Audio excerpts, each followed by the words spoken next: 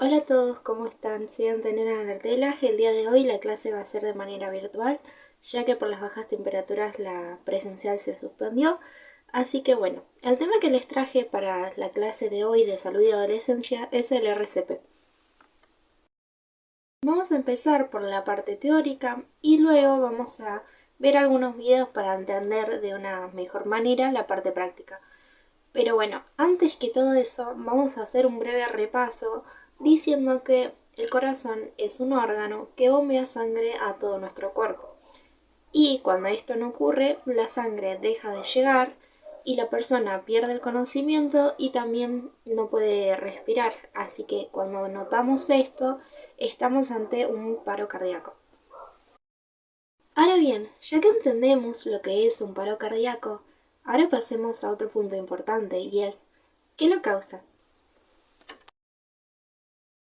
Entre las causas del paro cardíaco tenemos por un lado el colesterol, ya que se acumulan depósitos de colesterol en las arterias que hacen que se estreche su diámetro y dificultan la circulación sanguínea. Esto es llamado aterosclerosis y para evitarla se recomienda llevar una dieta equilibrada y hacer ejercicio, a la vez que hacerse análisis sanguíneos regularmente para medir los niveles de colesterol. Es importante ya que no son síntomas notables hasta que ya es demasiado tarde. Otro punto es fumar, ya que también perjudica las arterias coronarias porque hace que las plaquetas de la sangre se peguen más entre sí, creando coágulos que taponen las arterias coronarias. Por otro lado, tenemos el exceso de alcohol, ya que puede contraer los vasos sanguíneos, haciendo que se estrechen y que el flujo de sangre que llega al corazón sea ineficiente, y esto empeora si tenemos algún depósito de colesterol. El alcohol a largo plazo debilita los músculos del corazón. Por otro lado, tenemos el sedentarismo. La falta de actividad física contribuye a la obesidad y a problemas como hipertensión y colesterol alto. Y como último punto, el estrés, ya que el estrés crónico puede contribuir a la hipertensión y otros problemas cardiovasculares. A continuación, en mi lado izquierdo, van a estar viendo un resumen de las principales causas de un paro cardíaco y también de los síntomas principales del mismo. Así que bueno, para detallar un poco más en el tema de los síntomas, quiero comenzar diciendo que no todo es tan exagerado, por así decirlo, como lo vemos en las películas de un dolor muy intenso en el pecho, no poder respirar y problemas en el brazo izquierdo y demás.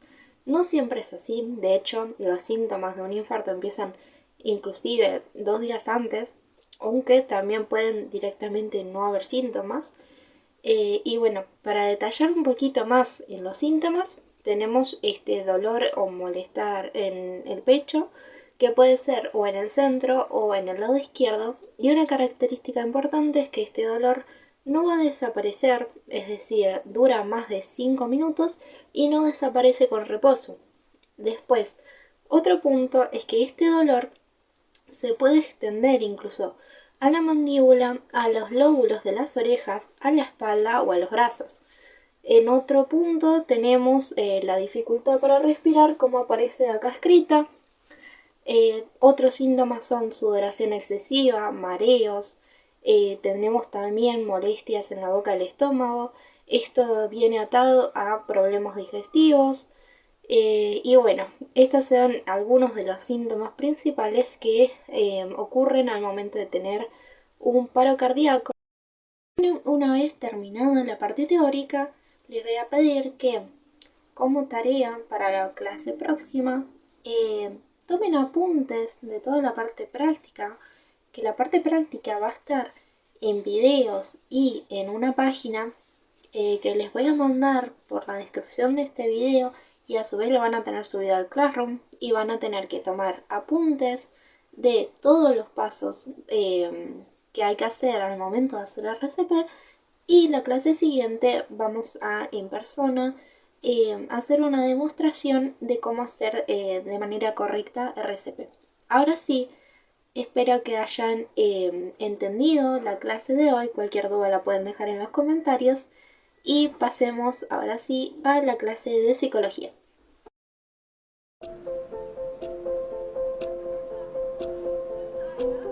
Bien, cambiando de clase, empieza la clase de psicología.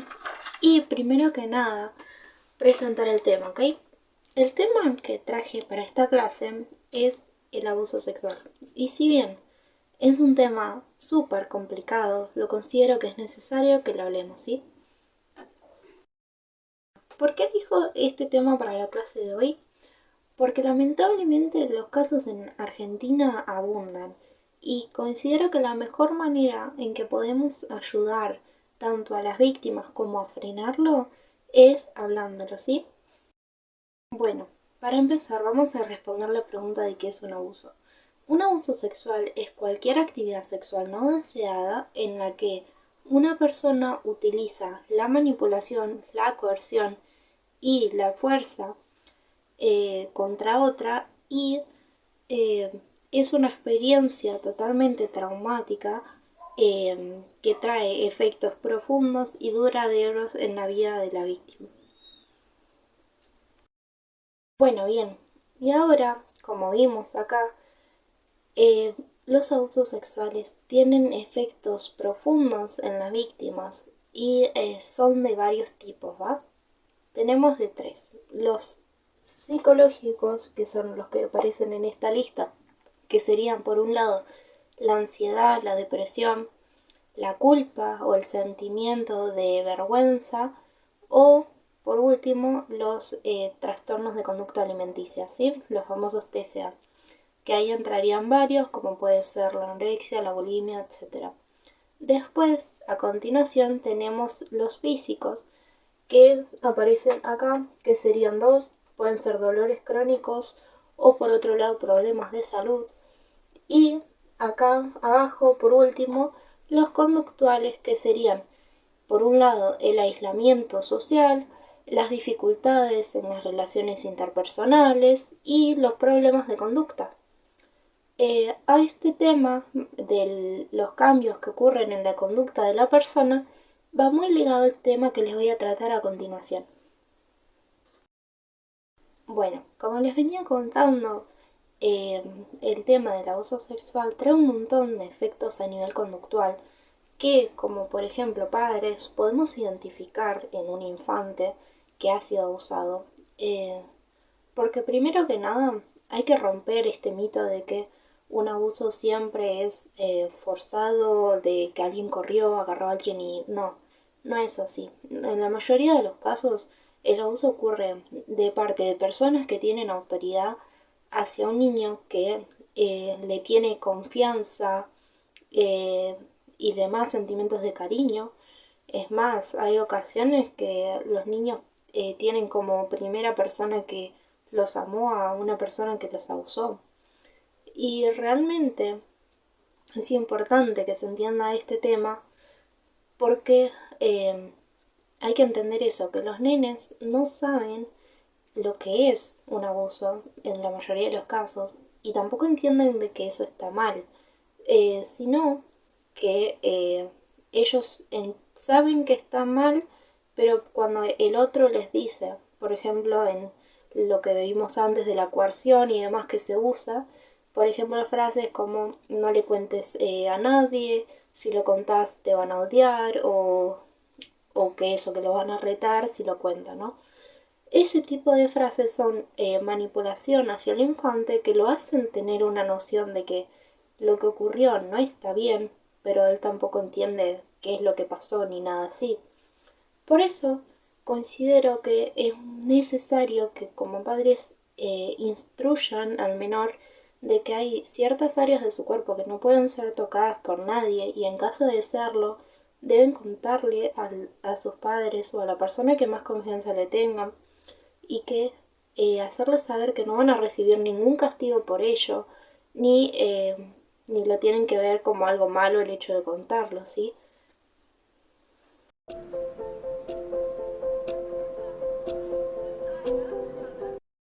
Así, de nuevo retomando el tema de la conducta, después de haber visto la imagen que les puse en pantalla, vuelvo a retomar un poco esta idea, ¿no? De que si somos padres, podemos llegar quizás a darnos cuenta de ciertos cambios a nivel conducta del chico que pueden darnos una pequeña señal de que algo pasó, ¿sí?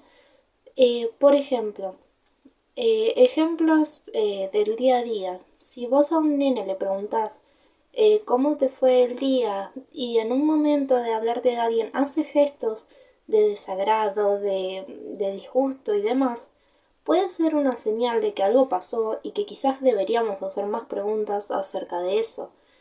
Em, o notar cambios. Por ejemplo, si vemos que el nene viene de la escuela o de donde sea y notamos que su comportamiento cambió, por ejemplo, viene así encorvado, no puede mantener contacto visual y demás cuestiones, son, por así decirlo, alarmas para nosotros que nos llevan a hacer más preguntas y nos pueden ayudar a detectar este tipo de situaciones, ¿no?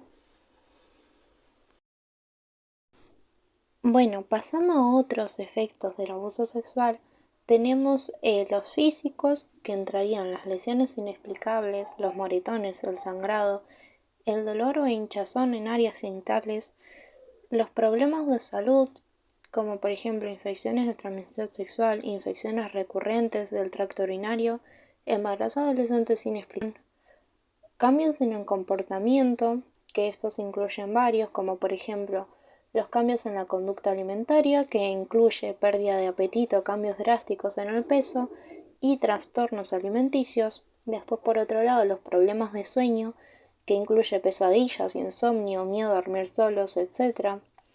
Después, por otro lado, el comportamiento sexual inapropiado, que incluye conocimientos sexuales inapropiados para su edad, comportamientos sexuales explícitos o de autocomplacencia. Y después, por otro lado, el aislamiento social, que incluye alejamiento de amigos y de familiares, evitar actividades que antes disfrutaba. Pasando a otro ámbito, en las señales emocionales y psicológicas, entrarían enfermedades como la depresión y la ansiedad, que incluirían tristeza, persistente irritabilidad, ataques de pánico, baja autoestima, sentimientos de inutilidad, culpa o vergüenza excesiva, las autolesiones como cortarse, quemarse u otra forma de hacerse daño a sí mismo, los comportamientos regresivos, es decir, actuar como si fuera más joven, como chuparse el dedo, mojar la cama o hablar como un niño pequeño, los cambios en el rendimiento escolar, que incluye un declive en el rendimiento académico, notas bajas, falta de interés en la escuela, ausencias frecuentes, y, por otro lado, los problemas de conducta en la escuela, que incluyen comportamiento disruptivo, agresividad, problemas para seguir las reglas, problemas en la comunicación y el relato, como son relatos incongruentes, historias cambiantes o inconsistentes sobre lo que les ha ocurrido, hablar indirectamente, mencionar el abuso de forma indirecta o insinuar que alguien les ha hecho algo malo. Y por último, el temor a ciertas personas, como es tener miedo o ansiedad inexplicable hacia un adulto o a un grupo de personas. Bien, y ahora como último tema tenemos el de los triggers, ¿sí? Que lo anoté acá a mi izquierda, que los triggers o desencadenantes en español son una serie de comportamientos, emociones que vienen a raíz de recordar vívidamente un evento traumático de forma involuntaria, ¿sí? Esto viene a través de un estímulo que nos lo recordó, como por ejemplo la oscuridad, el tono de voz, autoridades impacientes, entre muchos otros, ¿no? Puede ser cualquier estímulo, por ejemplo una canción, patrones, eh, no sé, lugares chiquitos, cualquier cosa prácticamente, ¿sí? ¿Y por qué nos sirve saber lo que son? Porque pueden brindar un apoyo en el ámbito social y familiar, ya que si sabemos lo que son podemos ayudar a una víctima, ¿sí? Eh, Entendiéndola más y proporcionando más apoyo en el ámbito afectivo y sensible. Después también le sirve a la persona porque si los entiende puede saber cuáles son sus triggers y qué le desencadenan, ¿no? Esas emociones y comportamientos negativos para así prevenirlo, ¿no? Ahora sí, para despedir este video como último punto, mencionar que si nosotros fuimos víctimas o por otro lado si conocemos a alguien que lo fue, lo mejor que podemos hacer es brindarle todo nuestro apoyo y decirle que no está solo, que hay un montón de personas dispuestas a escucharla y de que no tiene que sentir ningún tipo de culpa por lo ocurrido. Y por otro lado, decir que si en caso de querer hacer la denuncia, que es lo más recomendable, en Argentina existe la línea gratuita que es el 137, ¿sí? Ahora bien, terminando ahora sí las dos clases, decir que espero que tengan un buen receso invernal y que disfruten sus vacaciones. Nos vemos después del receso. Adiós.